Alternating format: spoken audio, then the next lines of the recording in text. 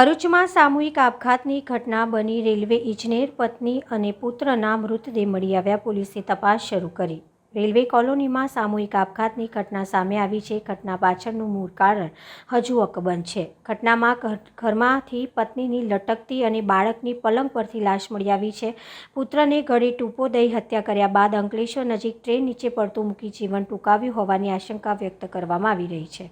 Bharuch railway કોલોનીમાં ઘટના બની હતી। બનાવ સંદર્ભે અંકલેશ્વર શહેર અને ભરૂચ રેલવે પોલીસે મૃતદેહને પોસ્ટમોર્ટમ માટે સિવિલ હોસ્પિટલ ખસેડી ઘટનાની તપાસ શરૂ કરી છે। મૃતકના નામ જતીન મકવાણા, કૃપલબેન મકવાણા અને 10 વર્ષીય બાળક વિહાન મકવાણાનો સમાવેશ થાય છે। મૃતક જતીન મકવાણા રેલવેમાં ઇજનેર છે અને ઊંચી પોસ્ટ પર ફરજ બજાવે છે। બપોરે 12:30 વાગ્યાના અરસામાં મૃતકના પરિવારજનો ભરૂચ પહોંચ્યા હતા। ભરૂચ સિવિલ હોસ્પિટલમાં પોસ્ટમોર્ટમ રૂમ ખાતે પરિવારજનોના હૈયાફાટ રુદનના કરુણ દ્રશ્યો જોવા મળ્યા હતા। પરિવારજનો આવ્યા બાદ રેલવે પોલીસે ત્રણેય મૃતદેહના પોસ્ટમોર્ટમ માટેની તજવીજ શરૂ કરાઈ છે। બનાવ સંદર્ભે અકસ્માતે મોતનો ગુનો નોંધી પોલીસ ઘટના પાછળનું કારણ બહાર લાવવાના પ્રયત્ન કરી રહી છે। આ મામલે એક ચિઠ્ઠી મળી હોવાનું જાણવા મળ્યું છે। પોલીસ તંત્ર આખી ઘટનાને લઈ હજુ સત્તાવાર નિવેદન ન જાહેર કરતા રહસ્ય ઘૂંટાઈ રહ્યું છે। રાત્રે 1:11 મારા મોબાઈલ નંબર ઉપર એના વોટ્સઅપ આવ્યો। હું સુવાની તૈયારી કરતો તો અચાનક મારું ડિસ્પ્લે ઉપર ધ્યાન ગયું મોબાઈલમાં।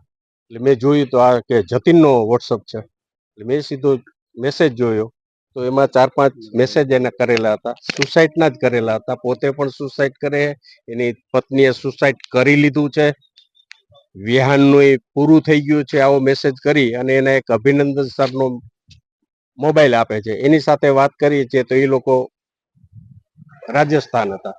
પછી અમે અહીંયા લોકલ જીઆરપી નો કોન્ટેક્ટ કર્યો તો રાણા સાહેબનો કોન્ટેક્ટ કર્યો, એના દ્વારા અમે પહોંચ્યા। રાત્રે એક મારા મિત્ર હતા નગીનભાઈ દેલવાડિયા, એને રાત્રે મોકલા હતા, એને આખી સિચ્યુએશન રાતની કરી। વહેલી સવારે અમે 7 વાગે પહોંચ્યા તો અહીંથી 10-12 કિલોમીટર ગોખોડ ગામની હદમાં આવતા એ ડિવિઝનના પોલીસ કર્મચારીઓ આવીને એનું પંચ રોજકામ ને એવું કરી ગયા છે। ત્યાં પણ અમે જાણવા જોગ અરજી આપેલી છે। ત્યાં અમારા દીકરા જતીનનું અમે એને ઓળખી કાઢ્યો। ટોટલી ડોડ બોડી હવે એ તો મારે ક્યાં યોગમાં એની કોઈ કલ્પના કે હું કોઈ વિચારી નથી શકતો, કોઈ હાથ નહીં, પગ નહીં।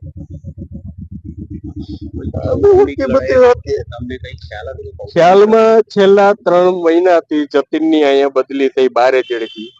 એની પત્નીને અમદાવાદ વસ્ત્રાપુરમાં રહેતા જીમ ચલાવતા ટ્રેનર રાજા શેખ સાથે અફેર, અનૈતિક સંબંધોને કારણે છેલ્લા 3 મહિનાથી ઘરમાં એટલે તેડી આવ્યા એના મિસિસને અમે એને માવતરે ત્યાં મૂકી આવ્યા હતા કે ભાઈ આને સમજાવો કંઈક, પણ એ લોકો કંઈ સમજાવ્યું નહીં ને એને પ્રોત્સાહન આપ્યું।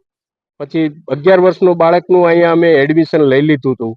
એનું ભવિષ્ય ન બગડે એટલા માટે જતીન એટલે જે આ સુસાઇડ કર્યો મારો દીકરો, અમને કીધા વગર પોતાના બાળકનું ભવિષ્ય ન બગડે એટલા માટે જુનાગઢથી તેડી આવ્યો અને અહીંયા રહેતા 12/6/2024 રોજ તેડી આવ્યા।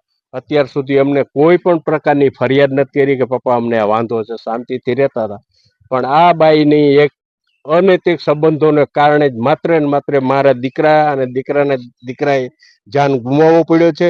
એ અમારી પુત્રવધુ હતું નો ડાઉટ, પણ એને અમારી આખી પેઢી ઉપાડી લીધી એમ કહીએ તો ચાલે, આખી પેઢી ઉપાડી લીધી। હા, એને મને સ્પષ્ટ લખ્યું છે કે ત્રુપલે સુસાઇડ કરી લીધેલ છે। મેં બારીએથી જોયું, પપ્પા હવે હું સુસાઇડ કરવા જાઉં છું અંકલેશ્વર અને ભરૂચની વચ્ચે। ગઈકાલ મોડી રાતે ભરૂચ રેલવે કોલોનીમાં એક ઘટના બની છે, જેની સૂચના ભરૂચ રેલવે પોલીસ સ્ટેશનને મળતા સ્થળ ઉપર તપાસ કરવામાં આવેલી અને સ્થળ ઉપર તપાસ કરતાં એક સ્ત્રી અને એક બાળક મૃત હાલતમાં મળી આવેલ છે। જે બાબતે અકસ્માતની નોંધ કરીને અને આગળની કાર્યવાહી કરવામાં આવી રહી છે। અત્યારે પીએમની કાર્યવાહી ચાલુ છે, એટલે એ પીએમની કાર્યવાહી પૂર્ણ થયા બાદ આગળ શું લાઇન ઓફ એક્શન લેવાય છે એ નક્કી કરવામાં આવશે। ઘરમાંથી કંઈ સાહેબ અંતિમ ચિઠ્ઠી કે એવું કંઈ મળ્યું છે? ના, એવું અત્યારે મળી આવ્યું નથી, પણ એ દિશામાં પણ અમે તપાસ કરીશું।